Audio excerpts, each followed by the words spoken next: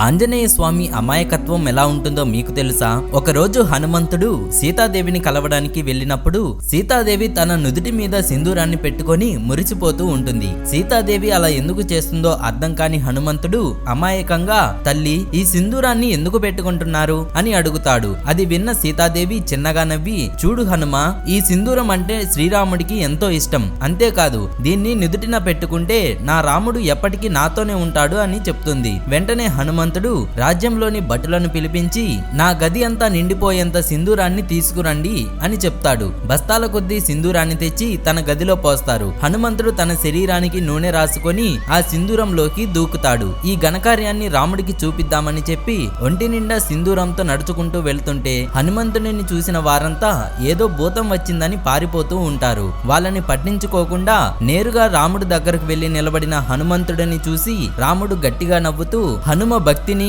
అమాయకత్వాన్ని చూసి ఎంతో మెచ్చుకొని ఎన్ని జన్మలెత్తినా హనుమంతుడు రాముడితో పాటు ఉండేలా వరం ఇస్తాడు. ఫ్రెండ్స్, జై హనుమాన్ అని కామెంట్ చేయండి.